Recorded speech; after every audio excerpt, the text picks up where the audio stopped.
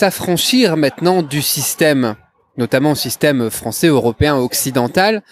Qu'est-ce que tu entends par là? Comment est-ce qu'on s'affranchit ensuite du système? Comment est-ce qu'on en sort? Parce qu'on peut très bien vivre en Thaïlande, par exemple, et être toujours dans le système. Donc, quelle est l'étape suivante? Une fois que tu as l'indépendance financière, comment est-ce que tu utilises ça pour devenir vraiment libre? C'est beau ça. C'est très très beau. Alors, je pense que je vais le resituer un petit peu parce que moi, ma première boîte, je l'ai créée quand j'avais une vingtaine d'années, à vrai dire, et mon objectif au départ, c'était d'être libre. Et je me suis aperçu avec le temps, en réalité, que j'étais certes patron d'une boîte, j'avais des employés, j'avais des bureaux, j'avais des charges, je passais mon temps à taffer pour l'État, je collectais de la TVA, je faisais des déclarations de salariés, des trucs. Bref, j'étais pas libre. En réalité, j'étais quasiment plus maltraité qu'un salarié, dans le sens quand t'as une petite boîte, on te met beaucoup de pression, beaucoup de voilà, pression financière, de pression sur les règlements, sur les trucs, enfin bref, de paperasse, de plein de choses. Et je me suis aperçu qu'en fait, j'étais juste un maillon d'une chaîne et que j'étais un peu comme les classes moyennes salariées. En fait, t'es la classe qu'on martèle parce que t'es prisonnier du système. En réalité, t'es prisonnier. Et tu t'aperçois qu'en fait, quand tu farfouilles un petit peu, que tu fermes une boîte, on va te bloquer un compte parce que X ou Y, même si on te dit, ouais, mais attention, t'as pas le droit, ouais, mais t'as un banquier qui va dire, ouais, c'est pas grave, je fais ce que je veux. Donc ensuite, eh bien, l'idée, c'est de construire ton propre système. Construire ton propre système, ça veut dire choisir un pays où tu vas vivre. Ça veut dire choisir et construire ton propre système de santé, ton propre système de retraite. Et puis surtout, prendre en main ta carrière pro, être ton propre patron qui va te permettre d'ouvrir d'autres opportunités, d'étendre ton salaire, mais de tout prendre en charge et d'oublier que tu as peut-être un État qui pense à ta place, qui met des lois, qui t'offre un espèce de filet de sécurité illusoire, et puis d'être vraiment en contrôle de tous les aspects de ta vie. Donc c'est ça, en fait, s'affranchir du système. Ça peut faire peur, c'est un petit peu sortir d'une cage dorée où on te dit que t'inquiète pas, si tu perds ton boulot, t'auras droit au chômage. T'inquiète pas, quand tu seras vieux, t'auras droit à la retraite. T'inquiète pas, si t'as un accident de voiture, tu vas avoir l'hôpital. Mais tout ça, en fait, on peut le recréer soi-même ailleurs, en mieux, en fait. Et la réalité de ce qu'on dit souvent à tort, c'est que finalement, on se targue beaucoup de plein de choses. Et quand tu regardes la réalité, c'est pas aussi vrai que ça. C'est-à-dire, on se targue beaucoup du meilleur système de santé au monde. C'est celui qui est le plus déficitaire. Donc, évidemment, c'est sans doute un des meilleurs, mais c'est pas aussi vrai que ça.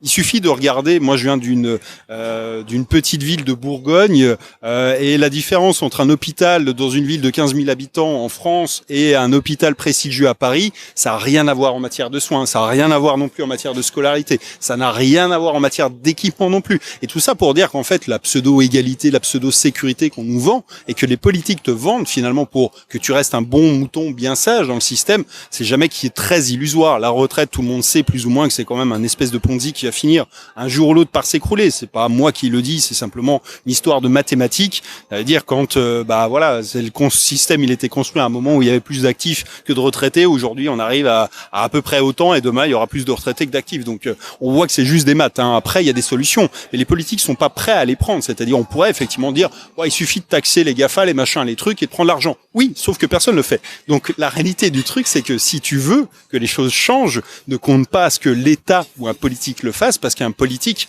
par essence, il va pas vouloir te satisfaire toi, il va vouloir satisfaire au moins 51% des gens pour avoir son siège, quoi, tout simplement. Et c'est pour ça que les politiques, depuis des décennies, sont incapables de régler le moindre problème et que on voit que ça descend progressivement. C'est une gentille inertie qui conduit vers le trou, quoi, tout simplement. Donc la réalité, c'est un peu celle-ci. Ça consiste à dire que si tu veux que ça change, change les choses toi-même, te bats pas contre un mur qui ne bougera pas. Mais en revanche, aujourd'hui, je vais pas dire que c'est simple, mais c'est possible d'y arriver et de construire un peu tout ce qu'on fait. D'ailleurs, on n'est pas les seuls. On a fait des vidéos. Moi, j'en fais en ce moment. Je fais des interviews. J'en ai fait avec plein de gens qui sont, alors pas des gens qui sont des millionnaires, des gens qui sont dans différents trucs. Une des dernières que j'ai fait, c'est quelqu'un qui s'est barré d'un poste de banquier, qui est parti enseigner en Chine. Il est prof de français en Chine. Donc c'est rigolo. Enfin, tu vois qu'il y a plein de gens qui ont chacun leur méthode pour s'affranchir du système, mais tout le monde est parti du même constat un matin en se disant, putain, c'est pas possible. J'ai pas envie que ça dure encore pendant 10 ans, 20 ans, 30 ans. Est-ce que, tu vois, il y a tellement de gens qui passent à côté de leur vie. Je pense que c'est ça, en fait, qui est dommage, c'est que il y a un âge où effectivement c'est difficile de faire ce pas-là parce qu'on se dit bon voilà j'ai 50 balais, il me reste 10 ans à tirer pour la retraite, je vais pas me barrer maintenant, faire une croix sur toutes ces années. C'est vrai que c'est compliqué. Mais en revanche, quelqu'un qui a 50 balais dont la boîte ferme, bah c'est quelqu'un qui retrouvera jamais de boulot non plus et qui se met dans une situation aussi où c'est difficile de changer quoi après. Et malgré tout, voilà, c'est un pari qu'il faut faire, c'est risqué, c'est effectivement, il y a rien de simple. La liberté, ça peut effrayer, c'est pas facile, mais aujourd'hui, c'est encore une fois beaucoup plus possible et beaucoup plus facile que ça ne l'était à plein d'époques. Moi, je suis parti de France en 2010. On parlait pas de digital nomade, personne ne gagnait sa vie sur le net, il y avait pas de tuto sur YouTube, il y avait personne qui parlait d'e-commerce, de trucs, de machin, de tout ce qu'on fait aujourd'hui. T'avais pas de vidéo qui t'expliquait que tu pouvais venir ici, que t'allais avoir de la 4G, du Wi-Fi. T'avais aucune espèce d'information. Aujourd'hui, tout est à disposition en fait, et c'est ça en fait le seul déclic qu'il faut, c'est vraiment se dire non, j'ai plus envie et puis j'ai envie de changer et après on trouve des solutions, on trouve tous des solutions. Moi le déclic, je l'ai eu quand je suis venu passer 15 jours en Thaïlande en vacances et j'avais déjà commencé à bosser sur le net. Le premier déclic, c'est le jour où j'ai dit oh, c'est bon, j'en ai marre de bosser pour l'État. Donc j'ai fermé mes boîtes et puis je me suis organisé pour commencer à travailler sur le net. Et ça m'a pris un peu de temps effectivement pour structurer tout ça, mais le jour où je suis venu en Thaïlande en vacances, j'ai dit je veux habiter ici. Et c'est devenu un objectif que de venir m'installer et je vais trouver des solutions. Je me suis débrouillé pour que ça soit possible. Et depuis, je suis pas reparti en France, je suis pas rentré, je suis rentré 3 jours pendant toutes ces années-là. Donc, on peut très bien vivre, se faire soigner à l'étranger. D'ailleurs, Cédric est un expert en tourisme médical. Et pour le coup, c'est tout à fait possible de se passer de l'État français. Ça, c'est un truc qu'on me remet souvent en commentaire. Mais tu seras tellement content pour venir te faire soigner les dents en France ou un cancer.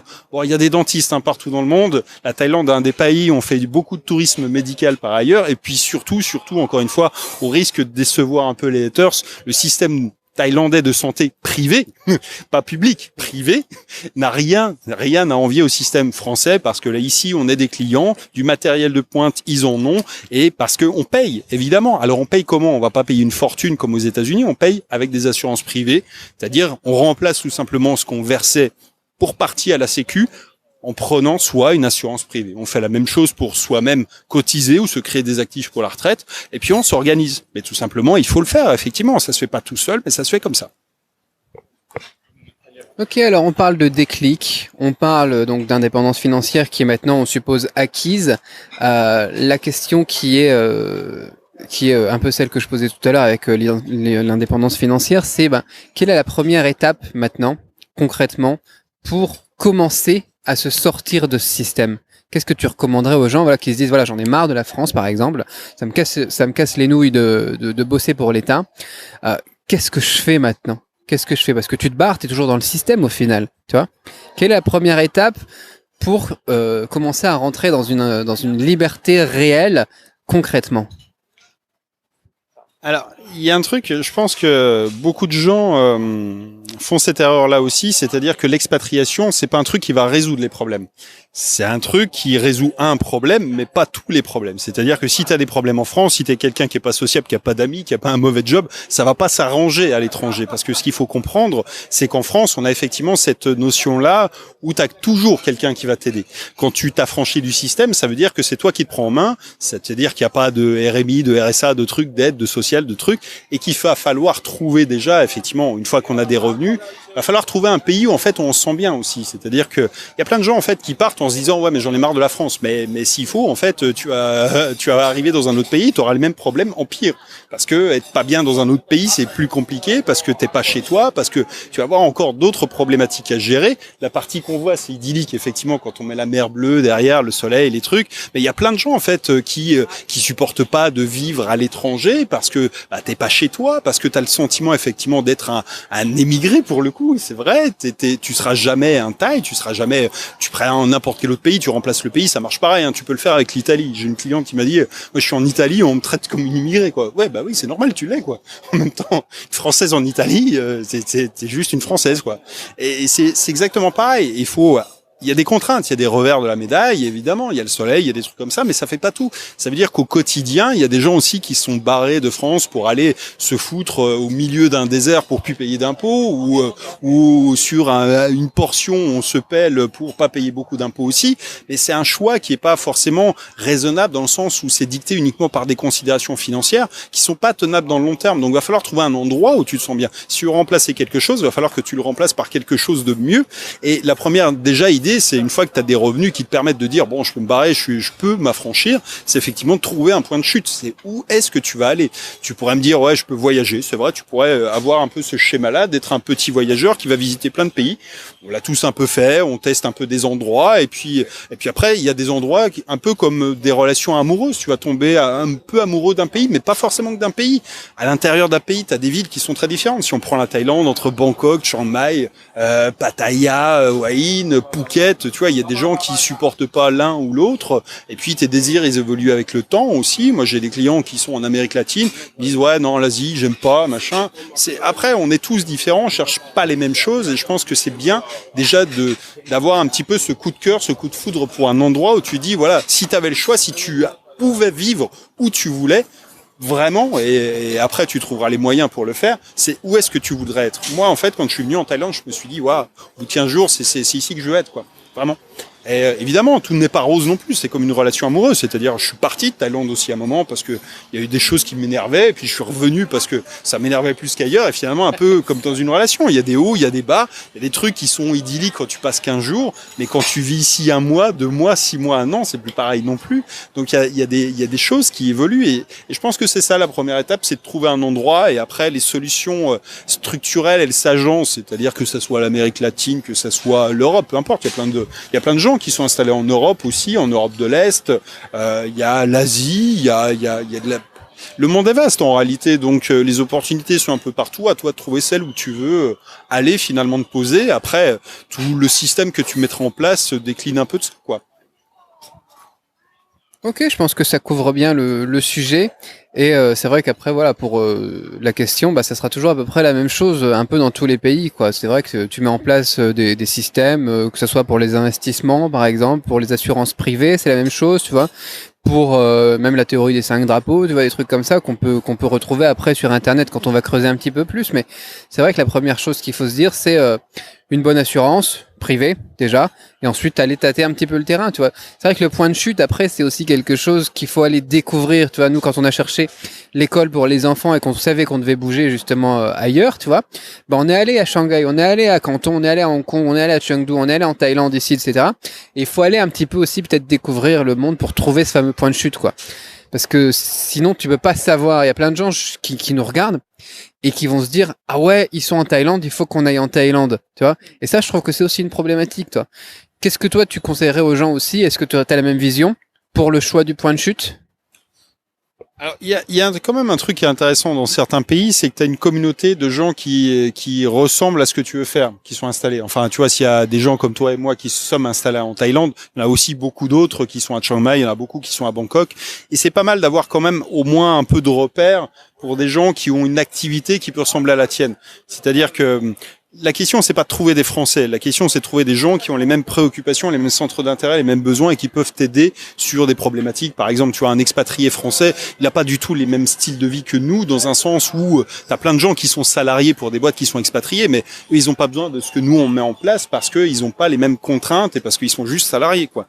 Donc, l'idée d'avoir quand même un petit écosystème autour de toi, ça peut être quelque chose qui va à la fois t'aider à découvrir le pays, à découvrir un peu les trucs, avoir des bons plans aussi, peut-être, être un peu guidé par des gens qui ont fait le chemin avant toi, c'est pas totalement négatif. Et puis après, tu pourras évoluer, mais comme ça, avoir déjà le ressenti de gens qui sont installés, de voir pourquoi ils y sont, et puis réseauter un petit peu. C'est pas totalement incohérent non plus de le faire. Puis après, tu peux papillonner, aller visiter d'autres endroits, mais il y a plein de gens qui font un petit périple par l'Asie pour venir voir quelques personnes et puis qui passent, qui papillonnent et puis qui se posent à un endroit une fois qu'ils ont trouvé. Donc non, l'Asie, la Thaïlande a un avantage comparativement à plein d'autres pays, je trouve, c'est que faut pas oublier que c'est un pays qui est extrêmement touristique. Et généralement, quand je dis ça, c'est péjoratif. Mais là, pour le coup, c'est quand tu veux t'installer quelque part, c'est un avantage dans le sens où tout est fait pour être simple et fait pour les touristes. C'est-à-dire pour des gens qui sont normalement, tu vois, pour le plus demeuré qui est jamais sorti de son pays, c'est fait pour qu'ils se perdent pas. C'est ça. C'est-à-dire, à contrario, t'as le Cambodge, t'as le Western. Donc, tu vois, en premier pays, c'est plus tendu. La Thaïlande, c'est balisé, c'est carré, t'as tout ce qu'il faut, t'as de la bouffe internationale, t'as de la 4G, t'as de l'internet stable, t'as des routes qui sont bien construites, t'as des aéroports aux quatre coins du pays, t'as tout ce qu'il faut pour faire une première belle aventure. Après, si t'as le côté plus aventurier, l'avantage c'est que t'as plein de spots autour où tu peux aller. Mais la Thaïlande, c'est un pays aussi qui est intéressant de par sa taille et sa population. C'est-à-dire qu'on est sur des tailles qu'on connaît nous. C'est-à-dire la taille du pays et la population, c'est à peu près l'équivalent de la France aussi. Et donc c'est une échelle que tu comprends. C'est-à-dire tu vois, t'arrives en Chine, c'est pas du tout le même délire quoi. C'est pas du tout la même taille. Les villes font pas la même truc. Bon, Bangkok c'est un peu à part comparativement au reste de la Thaïlande, mais c'est l'idée c'est un peu ça quand même. C'est-à-dire que tu vas pas être confronté à un univers qui est totalement complètement différent. Tu vas quand même avoir des points de repère assez faciles à retrouver, plus facilement en Thaïlande qu'ailleurs, même si c'est très déconcertant parce que la religion, parce que voilà la langue, parce que tout ce qu'il y a de différent. Mais tu vas quand même avoir ces points de repère là qui sont très précis, qui sont intéressants.